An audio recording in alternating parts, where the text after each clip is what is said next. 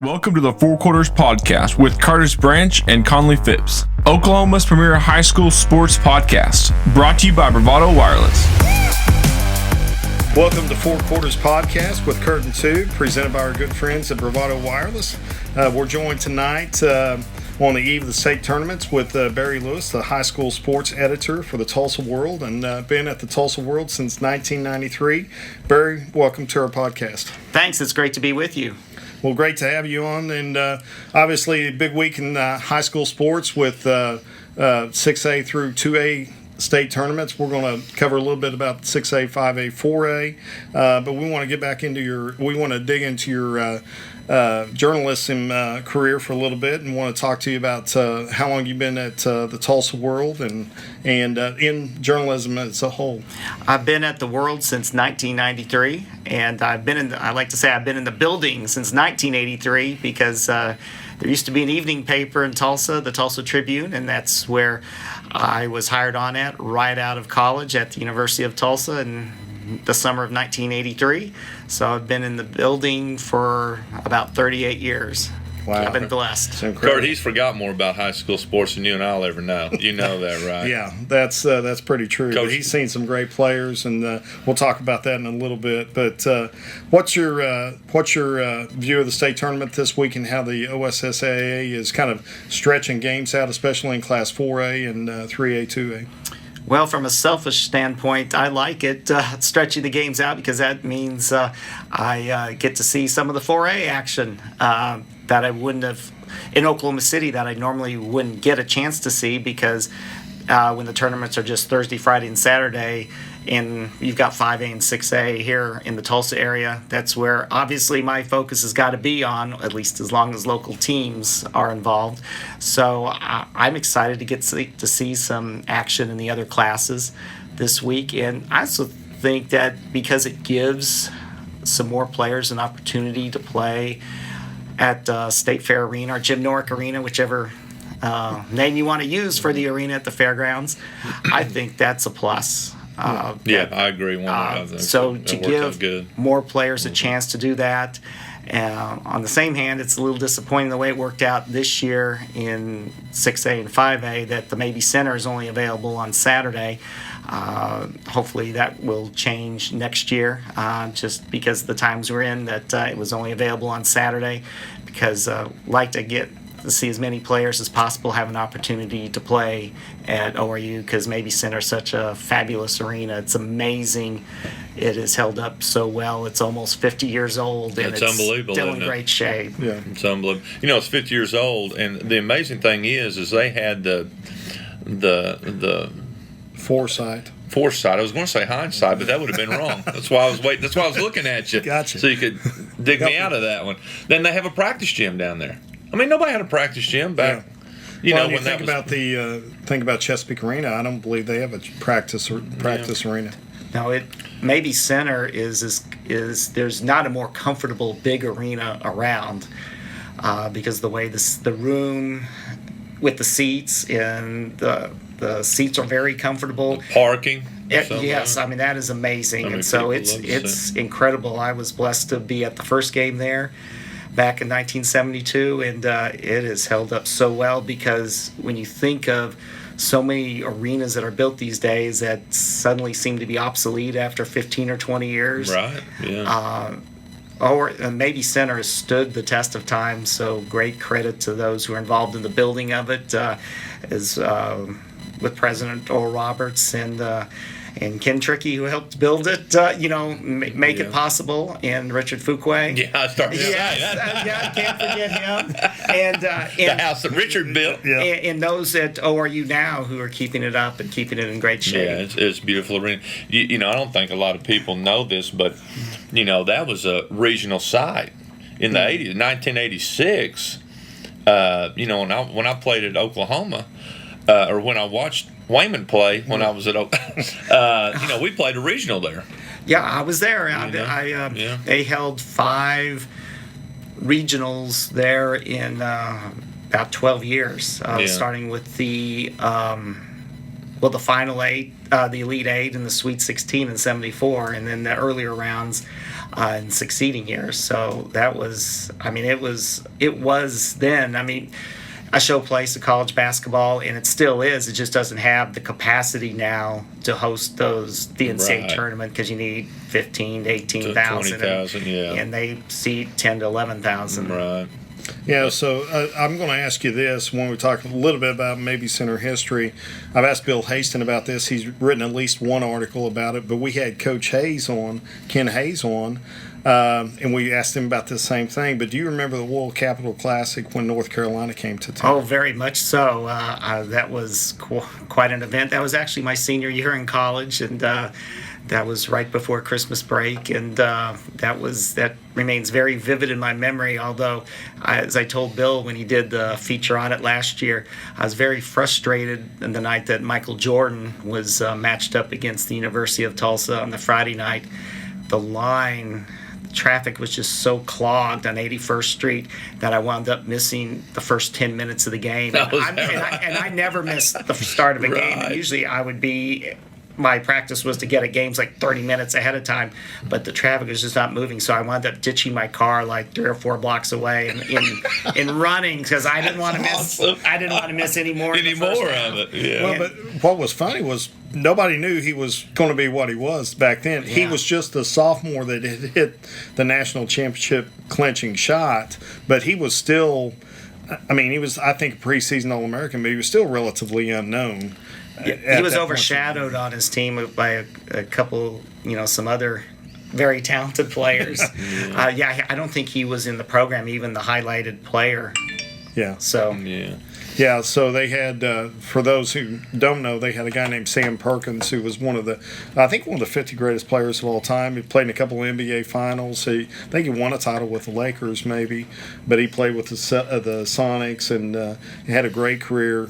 Sleepy Sam Perkins, and then James Worthy had graduated in '82, but they had Buzz Peterson was his roommate and was a player. Steve Hale from Tulsa, which is why they came here to play. Mm-hmm. And then they had was Brad Daugherty on that team? I think so. Not. Brad was later. It was Matt Daugherty. Matt Daugherty was on the team. Yeah, I think so. It was. No one remembers. I think the next night, North Carolina played. They played It Baby Center the next night, but it wasn't against T or ORU. It was against, I think, Pan American was the fourth. Texas Pan American. Yeah. And, but no one remembers that game. Yeah. But so Coach Hayes said that Bruce Vanley had blocked a shot and said it was definitely goaltending. As a TU fan, would you like to confirm or argue that point? I would just say that Bruce Vanley had probably his career game that night, and everything was going in his way, we'll say. Fair enough. Well, that's awesome. So we talked a little bit before we got started here. Just you've covered some great athletes in your time, great players, and so we'll kind of limit it because you cover multiple sports. You cover football, basketball, wrestling, other high school sports, and then you're also the beat writer for the Drillers, which is probably your favorite team of record right now.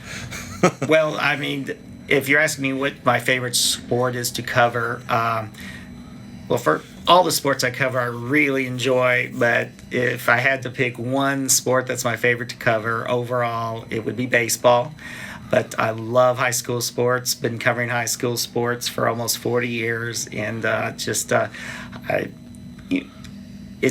never really wanted to. Although I've covered I've done some college coverage through the years, and I had the pleasure of covering Oral Roberts basketball's home games this year.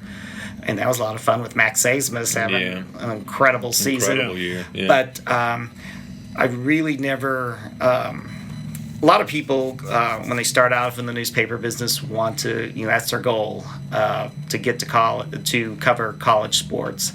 And they usually start off in high school, and that's just their launching pad, springboard. And I've never really had the desire to leave high school sports. I mean, high school sports are a passion for me, and I love covering high school sports. It's because for 90% of the athletes, this is like their this may be like the top moments in their life. The one time they're written about in the paper, it's in their high school careers. And the feedback you get from them or their parents, I mean, it's just priceless. So it's really fun. Now for others like Bryce Thompson, it's the first of many stories that are going to be written about him. But I think I recall back a couple of years ago. Hopefully, Bryce will remember me fondly like this in later years. I'm sure he will. But Chris Harris, when he came back for the All World Awards a few years ago, paid me a nice compliment because obviously Chris Harris is the All Pro defensive back from Bixby. He's had so many things written about him through the years, especially since Super Bowl went on to fame in the NFL. But he always recalled when I covered him in his high school days. Say, hey, you knew it was a big game that Barry Lewis was there. Right. We all know that, Barry. He remembered me fondly from that, so I thought that was pretty cool. So well, in this cluttered up office that we're sitting in tonight, if you open that cabinet drawer over door over there, you're going to find about 15 Barry Lewis articles on Booker T during our time there. So I keep them close to me and appreciate all that you've done for high school sports. But just if you could think about it, and I know I'm not trying to put you on the spot, and I know you're going to think, man, I should have thought of this guy, but give me some of your favorite players or favorite moments in high school sports to cover since your time at the Tulsa World. Well, I'll stretch it to my time with the Tribune as well, because back into the 80s when I think, don't want to leave anyone out, but some of the players that were really fun to talk to, enjoyed talking with them and watching them perform. Remember Keaton Page, and this is in no particular order, so Keaton Page, Rodney Clark, I mean, what an era that was from 04 through 08. And Bryce Thompson, Trey Phipps, his performance in the state championship game, that's one of the more memorable moments. Richard Dumas, he was one of the most talented athletes that I've ever seen. Shake Milton, and then the Boones, Caleb and Keelan, Fred Memorial in recent years. Johnny Gendron from Bishop Kelly was a player of the year for me 2 years in a row in the early 90s, and it's been fun watching his sons play as well. Yeah. And Shea Seals. Chris Harris, who we just mentioned, people forget he was a really good basketball player as well as a football player. I lived in Bixby when he was in high school. I go to Bixby Y, and you could. I never got in a pickup game with him. I was smarter than that, but got to see him play quite a bit. Whoever didn't pick you was smarter than that. Yeah, that's right. Lee Mayberry and Kevin Pritchard, going back to the 80s, they were a lot of fun as well. And people may be wondering why I'm left off a few people like Atan Thomas and Ryan Humphrey. It's because there was a little bit of a gap in the 90s and early part of the 2000s where I wasn't on the high school beat. Clint Azubuike, I mean, I got to see them play, but I didn't really cover them. Clint Azubuike was an incredible talent. Again, wasn't really covering high school basketball at that time. But as far as great memories are concerned of game events, I guess in 1989 is on. In one of the biggest upset I can recall was when Bishop Kelly upset Star Spencer at the Mabee Center in the quarterfinals of '89. I mean, this was like an incredible. I mean, it is still in my mind the biggest state tournament upset I've ever seen because Bishop Kelly was like 16-12, and they just played 2 nights before because there was a snowstorm that had pushed back the area consolation finals to the Tuesday before, 48 hours before the state tournament. And Star Spencer was like ranked 9th in the nation by USA Today. I mean, this was a game where you thought, Kelly's probably going to lose by 40. Yeah. Instead, Kelly wins. Yeah, Barry Henson. Barry Henson, and that was sort of like was the springboard for his He had a really career. great point guard, didn't he? I forgot his name, but he had a really good point guard back then. I forgot who it was. Well, he later had Tim Axley. Okay. He may have been who you're referring to, but it was a David and Goliath type situation. And I know I've seen some other upsets in state tournaments and some other state tournament moments, but that one really stays with me as far as like just the biggest upset I can recall. Yeah, that was crazy. Well, that's what's so fun about the state tournament, and this time of year, because anybody can beat anybody. And you really, this year when we were looking at the brackets prior to the show and kind of putting down records, you've got some teams that have played 28 games in the state tournament. You got some teams that have played 15.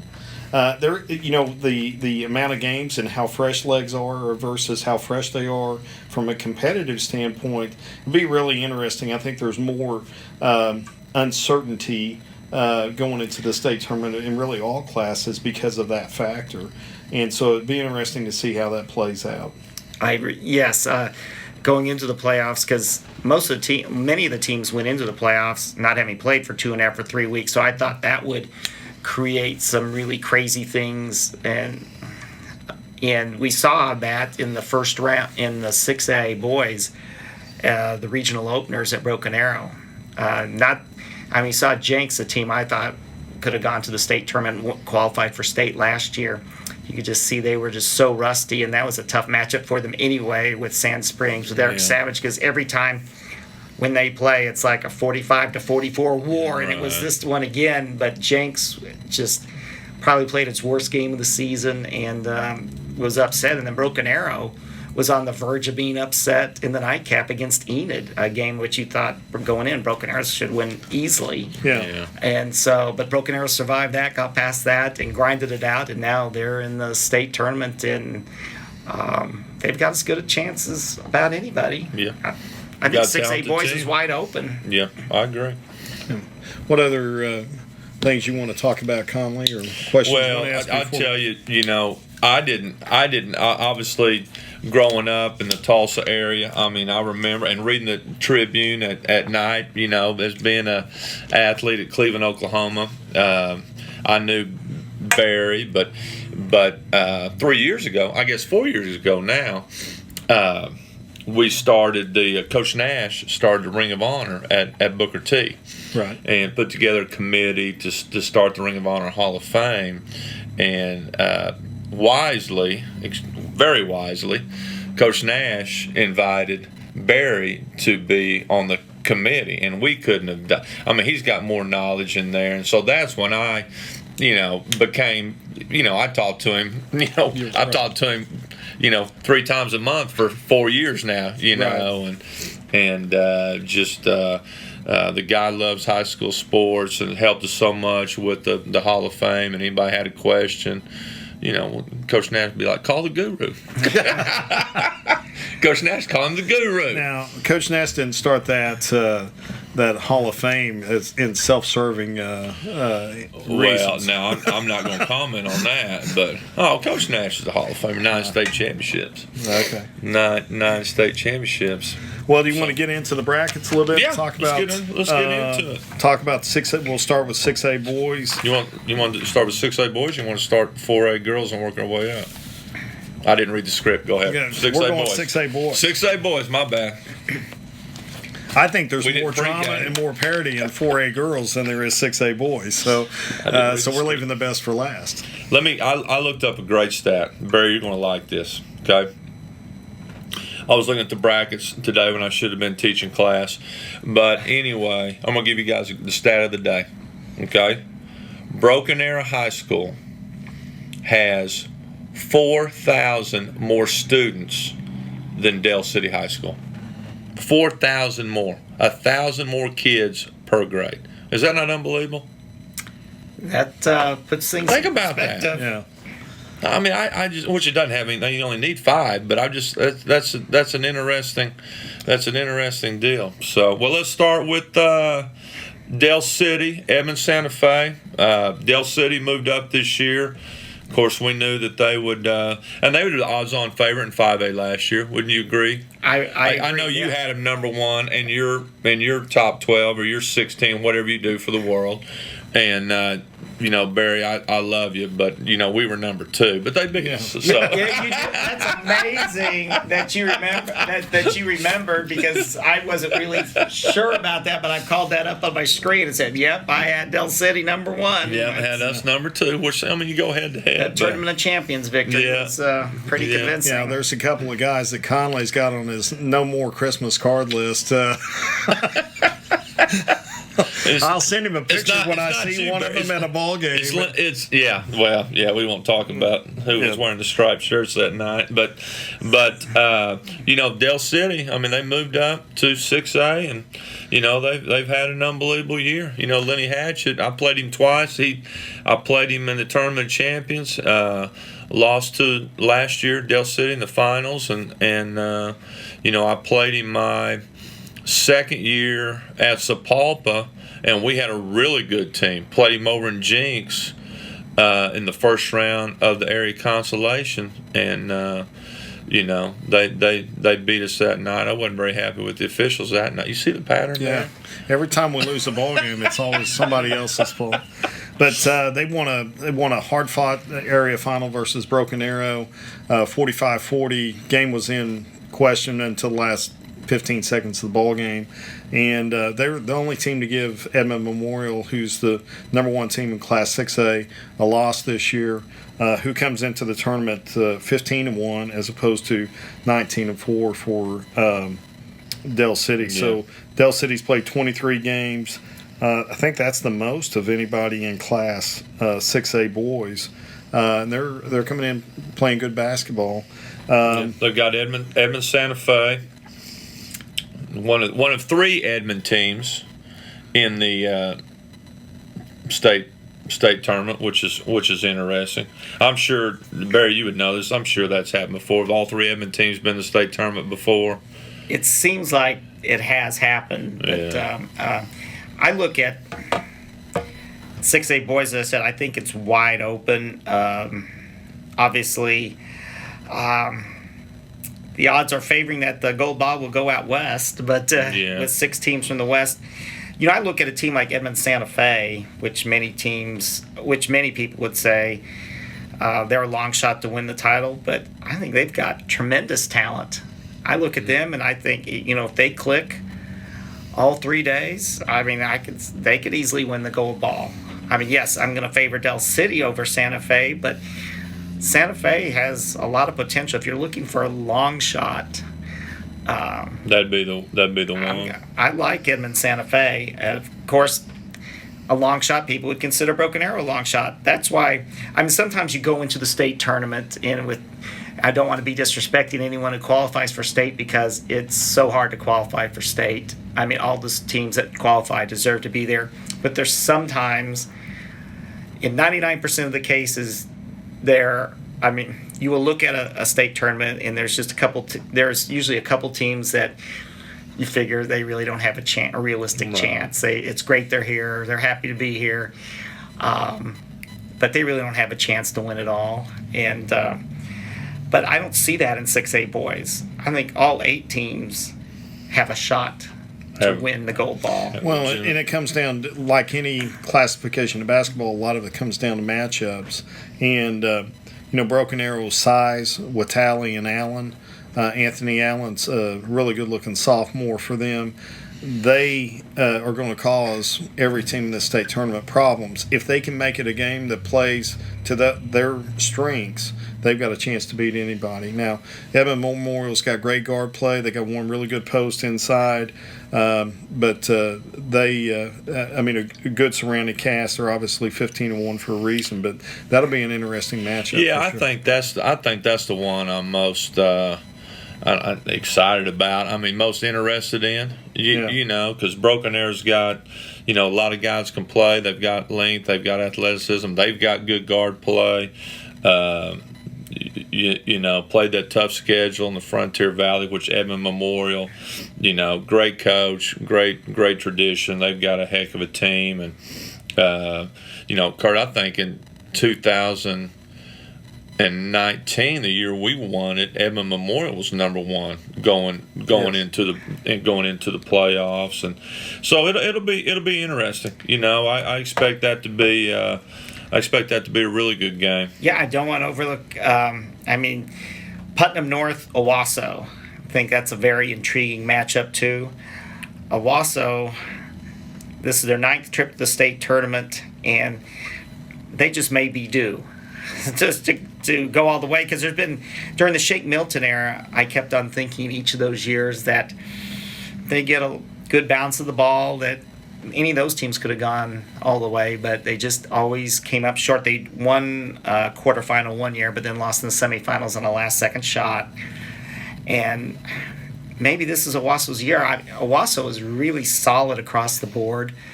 Putnam North, they're really solid too. And then you've got Norman North and Edmond North. And sometimes it might be easy to overlook those teams, but they're really good too. They're really solid. So all 8 of these teams are so impressive to me. Yeah. Well, I'm going to tell you something. Scott Norris, longtime coach at Coweta, took that job at Edmond North 3 years ago. Yeah. And Kurt and I, last year, he lost a heartbreaker to Putnam City West to go to the state tournament over at Yukon. Kurt and I went there, but I'd tell you what, and you talked about Eric Savage earlier. That guy's a phenomenal coach. Battled him a lot, and I tell you what, I'm a big Scott Norris fan. Yeah. He's a heck of a coach, and although you know what, all these teams have really good coaches. Yeah. Well, Scott Norris took Coweta to 3 state tournaments in 4 years, and and Coweta, they every year it seemed like they overachieved a bit to get to the state tournament. So I think he's an outstanding coach. Played him in the area finals our first year at Booker too. Yeah, and they came back and won the next night, and I remember this, and because I remember. I think the day after we played, Scott Norris lost his dad. Do you remember that? Yes, that was an incredibly emotional night. Yeah, yes. And Scott and I'm a little bit older than him, but we when I was at Northeastern playing, he was at OBU. He was a heck of a player. He was just a freshman, but he was a really good player at OBU. And Norman Norris got a heck of a team. Came over here and won their area over here on the east side. Beat Owasso at home. Beat Owasso first time I can recall areas played on. Well, I guess they do that because of COVID. Yes, it was the same thinking as in football. Yeah, and so try to keep it safe, but Owasso Montanati does a heck of a job. Kurt and I battled him, and I want to give props out to Coach Wagner, Putnam City North. Lost Jeremiah Johnson, with his deal, and I watched him play at Jinx Union, and quite honestly, they weren't playing very good, and here they are. Went on the winner's side. Yeah. But it's going to be interesting. Well, Barry, if you had to pick one, who would you pick? If you had to bet your last dollar, what who would you go with? Wow, can I go with? Usually when you get into these brackets, to at least make yourself look at least decent and not pick a team that loses in the quarterfinals, because there's nothing like your favorite losing in the quarterfinals. Yeah. But there's no easy wins here. If you don't want to pick, I can move it to Kurt. You're going to give us. I will just go with Del City. Just if I had to pick one, I'll just go with Del City. It's got to favor them because they did beat Edmond Memorial head-to-head. Outside shooting is going to be a key to them. They're a terrific offensive rebounding team. Their pressure defense is about as good as there is in the state of Oklahoma. But they got to make shots. I talked to Bo Wallace yesterday, and he said, if we hit some shots, he said they hit some shots in the second half, and both thought they had a great chance to win that ball game, and they made a couple of plays down the stretch. But that's what it's going to come down to for Del City. Can they shoot the ball well enough? When you look at these quarterfinals, it's like I'd see all these games could easily be decided by single digits. Usually you have a blowout or two on the first day of the state tournament. There isn't one. I mean, there isn't one That's a really great mismatch point. at all. Yeah, that's a great point. All great matchups, and it's going to be an exciting time. Whether your roads are dirt, paved, or if you're blazing new trails, the roads we travel lead to all of our most cherished places and people. Bravado Wireless strives to keep you connected wherever the roads may take you. We are the leader in wireless mobility and connection in Oklahoma and across the nation. We carry some of the market's top cell phone brands, fast, reliable home internet, and even greater customer service. Locally owned and operated right here in eastern Oklahoma. So whatever roads you travel, Bravado Wireless has them covered. We are Bravado Wireless, and we believe in the power of connection. Well, I'm going to take one upset for the first round. I'm going to take BA over Edmond Memorial. And just because I think they figured a few things out. Anybody that rebounds, you got to give props to come back the second night. They lost a tough one. They thought they had won.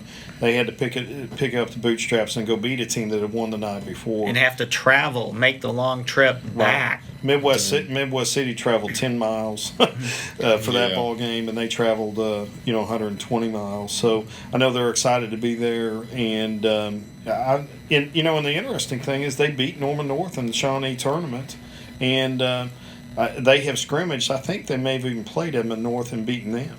And Broken Arrow is another program which I know they won a gold ball in 1997. I think they won the gold ball maybe in the same similar situation as they were. I think the long shot, the number 8, you would say, the number 8 seed going in. Yeah. And they've had some really good teams since then, and they just haven't had a whole lot of luck. So like Owasso, maybe it's their time. Yeah. It'll be interesting, but I think Bo Wallace was on a state championship. Yes. Yeah, that was it. That's one Barry's talking about. 97. So, be interesting to see, but it'll be a fun matchup. And then we'll move to the 6A girls, which there's some pretty good talent there, obviously. But anybody stick out to you, jump out to you in that bracket? Well, I will have to admit that I don't spend as much time on girls basketball as I do boys basketball, but I do follow girls basketball to some extent, and Norman really jumps out at me. Obviously, their record speaks for itself. I saw Bixby play several times. If you're looking for a bit of a long shot, I like Bixby. So, and then Union's very, very good, very impressive. So my top 2 picks would be Norman and Union, but Bixby is a strong upset special. Okay. Yeah, and I tell you, that's what because I know Norman's got some fantastic players, and of course I'm familiar with Union's, and just looking at it, that's a pretty good semifinal, right? You know what I'm saying? That's what I'm thinking. Assuming they both, assuming Union and Norman go through, they meet in the semifinals, which, of course, Union's only loss was to Edmond North, right, in Jinx Union tournament. So I know they've got a heck of a team, but that's why I like Bixby maybe coming through that other side of the bracket, because they won't have to face Union or Norman until the finals. And when I saw Bixby, it was a team that just made it look so easy. It's good shooters. I really was very impressed by Bixby. Yeah, they've got a good team. It'll be another exciting 6A tournament on the girls' side as well. Yeah, so. Norman, I would say, I've had some the fortune of coaching Shantae Embry, their post, when she was an 8th grader. She's a phenomenal player. She's an even better person. They're going to be a lot of fun to watch. If you enjoy girls basketball, Kelby Washington might be the quickest point guard I've ever seen and just phenomenal athlete. She's an OU commit. She is a jet, and she's about as fun to watch on the basketball court. And then their surrounding talent is really, really good. So I know they have a heck of a team. They're going to be a lot of fun to watch. Moore, who didn't even qualify for the state tournament, it's got Aaliyah Moore, who might be the high school female player of the year. And 6'3" USA team signed with Texas, and they've gone through those, and so she's hurt. She got hurt, but she played earlier in the year.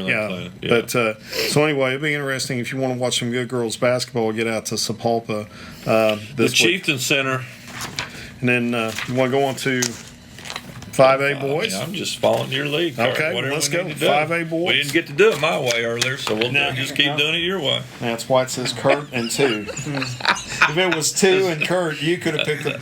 Fair enough. Okay. Fair enough. So, Barry, who do you like in 5A boys? I can't say 5A boys is as wide open as 6A boys. I think there's some clear again, no disrespect to any teams in 5A boys, because again, as I gave that example from 30 years ago when Bishop Kelly beat Star Spencer, anything can happen. Anything can happen. But I think there's 3 teams, that was being Carl Albert, Tulsa Memorial, and Lawton Mac, who I think there's some clear separation over the other 5. That being said, once you get in the state tournament, you can't take anything for granted.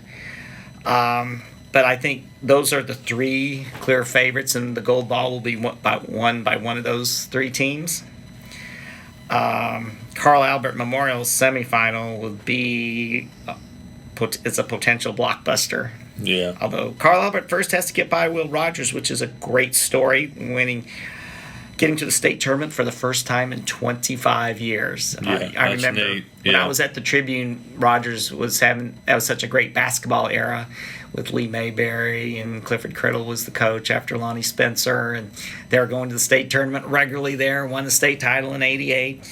But obviously they came upon some hard times, and so for them to end their drought at 25 years, and when they had to come back through the area consolation final, they really, the first half they played against Tulsa Memorial on Friday night, I was very impressed. Rogers totally dominated that half. 8-point lead or 10 point? 10-point lead, and then the second half, Memorial, I think that winning tradition kicked in. And started being Memorial. But then Rogers had to overcome that disappointment and come back the next night against Tahlequah, which I thought that Tahlequah was going to be a tough. I thought that was going to be a tough matchup for Rogers, because Tahlequah, I thought, could do a lot of the things that Memorial did the previous night in the second half that made Memorial successful, because Tahlequah's got a couple big men, and Tahlequah was coming off a big win on Friday. But credit to Rogers. A lot of pressure. They really wanted to end this state tournament drought, the seniors there, and they came up big time. So, that was neat to see. I won't discount Rogers.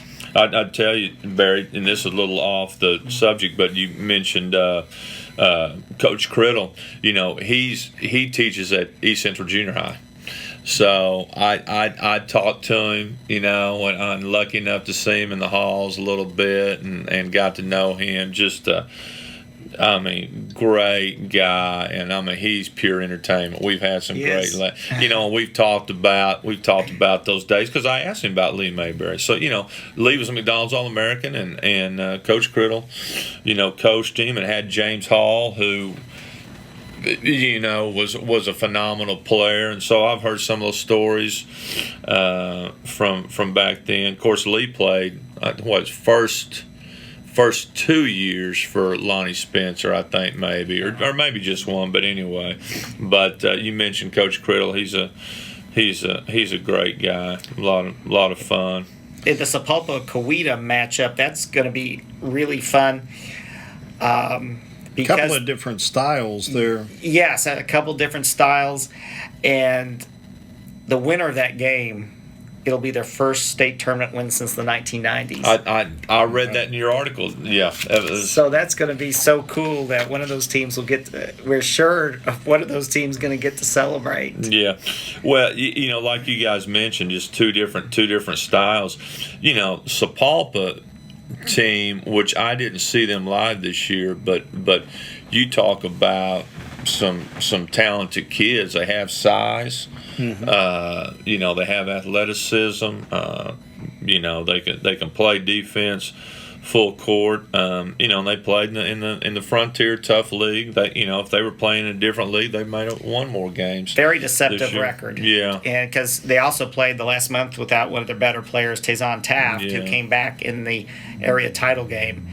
And he's a big addition to them. Again, they're a team that's got some depth. They can play 9 or 10 players, which, you know, so if you can get past that first game, you know, that could bode well for 3 days. Second, third day, for sure. So, I mean, I would say the interesting thing about Coweta, I've seen them in person twice. Really good point guard play. They got 3 kids that can shoot it. We had them back-to-back nights at the Fort Gibson Festival in early January, and they had a kid that hit 7 threes in the first night, and a kid that I can't remember I remember his number, but he comes out to start the second game. He didn't score in the first game. He hit 5 threes in the first quarter. And then the kid that hit 7 threes the night before is coming off the bench. I mean, they got 3 kids that can shoot it up. A really good point guard, really solid kid. I like him. He's dynamic. Are you talking about Starks? He's really Starks. Dynamic. Yeah. And then they've got a couple of big kids. They got a kid that's a role player that really goes and gets a lot of loose balls. Really tough kid. And then they got a big kid inside that's pretty athletic, runs the floor. So their size and their ability to handle pressure with Starks, handling pressure will be a really good matchup for them. That'll be an interesting ball game. No, these are all 4. I mean, these are 4 interesting. I think as far as the quarterfinals, I think the top 2. For entertainment value in the quarterfinals would probably be Carl Albert Rogers and Sapulpa Coweta. And then can't overlook Shawnee, though, for coming through the loser side of the bracket in the area tournament, winning at Bishop Kelly to qualify for state. I went to that game. Yeah, Shawnee's got a nice team. They've got some size, athleticism. I got a couple guys who can shoot. They've got a little. I think he's a football player, stocky point guard. Got to the basket. He was a competitor. He's tough. So, you know, you get to the state tournament at you know the levels we're talking about. You know, there's going to be guys who can play on all these teams. You know, for Carl Albert, I think some people thought if Carl Albert hadn't lost Antonio Watson earlier in the season, that they would definitely probably be a slam dunk favorite to win. They're still really, really good, even without him, obviously. Yeah. Well, I tell you talked about Memorial's tradition. You know that Carl Albert program. That's a proud program as well. You know, Jay Price is phenomenal coach, and those kids know what's expected of it, and that's to win state championships. Just like you know, Bobby's got them over at Memorial. I mean, you know, they're talking about championships. So, you know, it's once again it's interesting. You know, that those two possibly could meet in the semifinals. You know, which you know they. You know, you could have arguably the 2 best teams meet in the semis. Memorial and Lawton Mac, if they met in the finals, that would be a rematch because they played 2 scintillating games earlier this season, splitting them. Right? Yes. Yeah. So it'll be another good tournament. Those games, those quarterfinals and semis are at Owasso. Yeah, this is a different type of Tulsa Memorial team because they don't have any senior starters, which is something that they don't have as much size either as they've had in the recent years. Right, so it's a different type of Memorial team, but the bottom line is they're still 17 or 18-3, so they're right where they're still Memorial they expect to be. Yeah, that's right. Well, good deal. Well, let's move to 5A girls and. Number 1 team in Class 5A, 16-3, Sapulpa Lady Chieftains, coached by Darlene Caleb. they got to be, I would think, prohibitive favorite in this. I've not seen the Tahlequah girls, but I was interested to find out they're number 2 in the 5A. I've seen Sapulpa play, and Sapulpa's very impressive. I mean, everything I said about Bixby, you can also say that about Sapulpa. Really like Sapulpa a lot. Poindexter's a great talent. There's a lot of talent on Sapulpa. Yeah. The Hurd girls are sophomore and a freshman are really, really good. Tony Hurd's daughters, former TU great, and John Marshall great. One of the greatest high school teams ever assembled in Oklahoma. Of course, Darlene, be going for a 4th state championship, so she's, she knows what to do in these type of situations. So, but once again, just two East Side teams in the 5A girls. So, it'll be interesting. But if I had somebody, put my arm behind my back and twist it, I'd probably have to go with Sapulpa right there. This is the one I feel strongly Sapulpa will win 5A girls.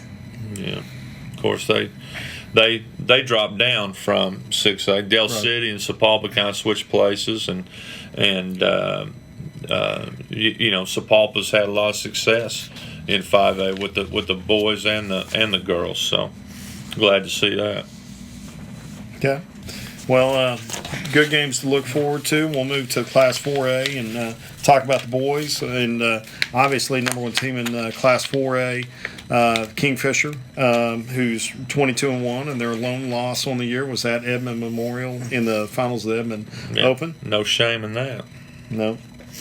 And then but you got a really great senior class coming through with this, with the two kids from Kingfisher, and then Trey Alexander from Heritage Hall, and then Anthony Pritchard. Yeah, don't forget. I mean, who's as good as anybody that any of those teams have. Yeah, honestly, if you did an all-star team of the 4A, 5A boys, the 4A team's probably going to be the best team. Yes, because you've got all those major college signees. Yeah. I mean, you got the 2 from Kingfisher, the Trey Alexander, Anthony Pritchard. That's 4 right there. Yeah, big time players. And then Classen's also got a really big time player too, sort of under the radar. Anthony Turner, averaging 25 points a game. That's I think Kingfisher, they, last 5 or 6 years, they've been the tournament champions, and they were supposed to come back this year, weren't they? Yes. They're going to be the tournament champions this year. Of course, they ended up not having it, but great program. They have a heck of a team, and you guys talked about Trey Alexander at Heritage Hall. Hall and Hall. Teddy Owens does a heck of a job, but they have to play Kingfisher. Probably odds-on favorite to repeat. All right. They've got to play Kingfisher in the area finals. All right. Get beat. Come back the next night. Win. And then they've got to go. Now they've got to play Heritage Hall in the first round state tournament. So they're, that's a couple of tough draws right there for Hall and Hall. But they've got a good team right here. Well, and they won state in football in Class 3A, so a couple of those kids at least played. Yeah, more than a couple. Yeah, I think they have a handful of kids that multi-sport. And then Webster, Scott Bowman's done a heck of a job. Ant Pritchard, big time player, great kid. Great article in the Tulsa World about what he's been through and been able to accomplish in his life, and and they may be a underdog there, and probably are, but it'll be interesting to see. And you got Victory Christian, underclassmen, right? They don't have any seniors, is that right? They've got a couple seniors, but their primary players are underclassmen, and they've got 2. Look at this team for next year and years beyond, because they've got 2 freshmen who are very dynamic. I mean, they're good now.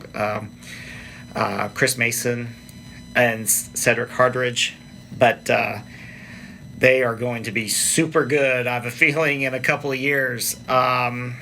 So they, if they were to finally, if they were to mature really mature this week. You never know. Yeah. But they're a team to look out, probably more so next year and the year after. Webster, here's an interesting stat. Besides the fact that all year long, they've pretty regularly only suited up 7 players, and they really only play 6 unless the game is totally out of hand. So, teams are wondering when they're up by 40, why don't you substitute? They have no substitutes. But they've done a great job of learning how to play, still being aggressive and not fouling out because they can't afford to foul out anyone. And another interesting stat is because Anthony Pritchard obviously gets most of the attention, but Isaiah Sanders also averages 20 points a game. And a very key stat for him was this year he scored 30 points in their area consolation final win. He also did the same last year. So you're talking about 2 of the biggest games that you have. And he scores 30 points in each of those games. Yeah. Barry, I'll tell you an interesting story about Isaiah. He was, I guess he was an 8th grader, or I guess the summer before his 9th grade year. Okay. He was before I took the Booker T job, he was coming to Sapulpa. He was in my summer program at Sapulpa. And, for whatever reason, a year later or so, ends up at Webster having a great career. But I knew when he was in the gym in the summer, he was a really good player back then, and so I'm not surprised at what he's done and how well he's played down the stretch for Webster, for sure. It's hard for me to pick against Kingfisher. I think it's going to be a Kingfisher Heritage Hall final, but it's... So I would guess I'm going to go with Kingfisher, just because when you're 76-3 over the past 3 years, and you've got 2 major college signees, it's tough to pick against a team like that. Although Trey Alexander knows what it's like to win a gold ball. Yeah. No, that's, well, he did it as a sophomore, and then they didn't play last year, and then. But Kingfisher was I'm sorry, as a freshman. Yeah. Kingfisher won, and then we had the cancellation, and so they've got a chance to repeat. Yeah, I agree with you. I think the good money's on Kingfisher, and I think Webster's. I think Webster's capable of getting to the finals. I really do. I think the Webster victory winner definitely is capable. Now Trey Alexander's a great player, and like you said, he's got experience, and that's a good program. But I think there's a couple of Tulsa teams on that side of the bracket that have a chance to get to the final game. So we shall see. Yeah, I think it'll be a great week of basketball and 4A boys for sure, and certainly worth getting over to the fairgrounds if you're not here in Tulsa watching basketball games. But we'll turn lastly to the 4A girls, where Classen SAS is number 1 team, 17-1, and really one of the most talented teams of any class in girls basketball this year. They faced Fort Gibson the opening round at number 5, who got beat in the area finals. Winners bracket side by Anadarko, number 2 team in Class 4A. It'd be interesting to see how Coach London gets his kids, his senior-laden team, gets them ready to play with short turnaround, because they won Saturday night and got to turn around and play Tuesday. Now, Barry, did I see in the Tulsa world this is the 17th straight year Fort Gibson girls have made the state tournament? Yes, that's quite an accomplishment. That's pretty impressive streak right there. So I guess if you want 2 keys, if you want to go to the state tournament, move your kid to Fort Gibson or appear on this podcast, because every coach we have interviewed has made the state tournament this year. So yeah, I would say Classen. He feels strong about Classen's going to win in 4A girls. I like Holland Hall. So if you're looking for a long shot, go with Holland Hall. But to get a long shot to get to the finals, I just think Classen is just going to win it. I think they're a cut above. Of course, Holland Hall, Crystal Lawson, fabulous coach. Done great things at Holland Hall. Has got another good team, and 21-1. I can't tell you who the one is. Right. Anybody know who? I don't know, but I know they hit they hit a shot the buzzer to get into the state tournament, right, in the area finals. Yes. So, Kurt, I saw that on Twitter. I don't know if you know this. I like looking at Twitter. You like Twitter. I'm an Instagram guy, so I didn't see it on Instagram. But then we can't leave out the Verdigris Cardinals with the Borgstadt girls. And one of my former players, Barry. Did you know Mike Bunton was a Cleveland Tiger? I may have forgotten that. Yeah, Yes. Mike Bunton played for me. I coached 3 years at Cleveland, his sophomore, junior, and senior year. So Yeah, outstanding coach. Yes. Yeah, he was a good player for us at Cleveland. Kurt was my sometimes assistant at Cleveland as well. if I could get off work, I'd show up to practice. We kind of had a liberal working system that my boss's son played for Conley, and so if Conley needed me at practice, he would let me off so I could go run the scout team or whatever. But those were good times. But really proud of Michael. I mean, he's won over 300 games. Yeah, I think he won his 300th game this year. That's unbelievable. And so really phenomenal with the career he's had, and he's done a great job. He started at Cleveland. I think it was a Berry Hill for a couple of years, Yeah, and then so. went to Verdigris. So happy for him, and excited to see what they can do this week.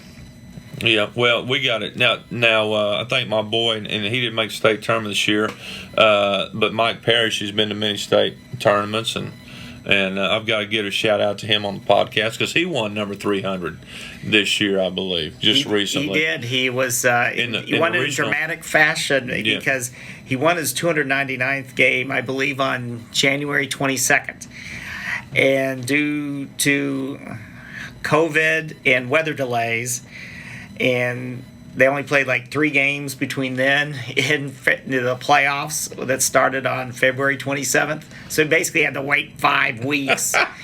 And then they trailed most of that regional opener against East Central. And then they took the lead with about 2 minutes to go and wound up winning by 3 points. So that 300th win, he won't have to wait 8 or 9 months to get 300. So he definitely has done a great job coaching Edison for almost 20 years, been at the state tournament many times, and he really revived the basketball tradition at Edison that goes all the way back to great coaches like J.V. Haney and Mike Pounds. Nate Harris was also there, and then John Phillips. Yeah. So, Michael does a great job. He's a class act. So, I think I derailed our 4A girls talk with that. But I'm sorry, Well, I think guys. that's okay. That's okay. I know we aren't going to talk about 3A and 2A, but my picks in 3A, 2A boys would be look out for Beggs and 3A boys. I think a lot of people, they're under the radar because they didn't start their season till real late because of football and COVID, and they've got Kendall Daniels, and people think he's an awesome football player. He is, obviously. He's an All-American going to OSU, but he's also really good in basketball, and so it wouldn't surprise me if Beggs, which would go all the way and sneak up on some people. They've won 17 in a row, and that's a program. You talk about tradition being revived. Remember when they were winning 4 state titles in the early 1990s? Just ask Rod Thompson. Yes. I think Rod won 3. Yeah, he won 3. And they haven't been to state tournament since 2002. So Kendall Daniels and Beggs, look out for them in 3A. And then in 2A, David Page and Pawnee. I have a feeling that this may be their year for them to get back to winning the gold ball, which they won a few of 3 in a row, I believe, 2008, 9, and 10. So. Yeah, fantastic coach. Bravado Wireless had the Beggs game in the finals of the Fort Gibson tournament. The Gaines kid's point guard for him. He is a great defensive player, really good athlete, good penetrator. They got a couple of good outside shooters, good big kid. They got all the pieces to play a couple of ways. You want to play fast. That's probably not a track meet you want to get into with Beggs. So I think they've got a good balance with their program. I think that's a really good call. And then Dale's number 1. I will tell you one team to watch. Roland girls 19-0, ranked at number 1 in Class 3A. We had them in the finals of the Fort Gibson tournament against Fort Gibson, one of the most physical girls games I've ever seen, and they're going to be really tough out. I would think as prohibitive a favorite as Class and SAS is, they are as well in Class 3A. Yeah, I heard they had a really good team. So. Yeah, those two coaches, that was one of the best girls' games. The two coaches probably both had to go to the hospital after the game. They were stomping their feet so hard. You know it's a big ball game when if the coach has got loud shoes on to where he can stomp his feet and make his points, and that's what you got to look for to determine whether it's a big ball game or not. Yeah, so. I tell you what a great time of the year. You know, state high school basketball and the playoffs. So. You know, we missed out on the state tournaments last year, so thank goodness, you know, this group is getting a chance to play for a gold ball, and I'm excited, guys.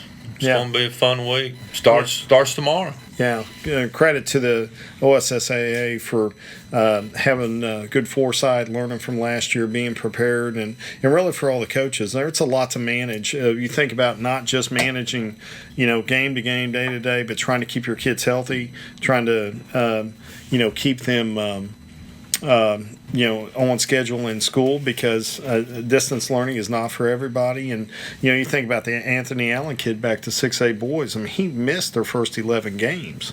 And I think Broken Arrow was 7-4 or 6-5 in those games that he's missed. So they've only lost, I think, twice since he's been back. And so it'll be, just how every team has to manage that, I think, is an interesting thing in how it plays out, because, some people might be happy just to be there. Some people, you've got some people that got some revenge on their mind or unfinished business, where you got, I think when you look at 6A boys, Emma Memorial would have thought they were a favorite last year, didn't get to play. Kingfisher, same thing. And so, and then I think the same for 5A with Memorial and Carl Albert. So really interesting week, and be a lot of fun. And we appreciate you, appreciate all that you've done for high school basketball. High school sports around Oklahoma. You've been one of the best friends to high school sports, and so we can't thank you enough for your contributions to the sports that we love. And and thank you for your contributions to our show tonight. Well, I appreciate it. Thanks for having me on. It's been fun. Yeah. So we appreciate it, and we'll see how good our prognostications are next week. Thank you, Barry. Thank you. Thanks, Barry. This podcast is brought to you by Bravado Wireless. We believe in the power of connection.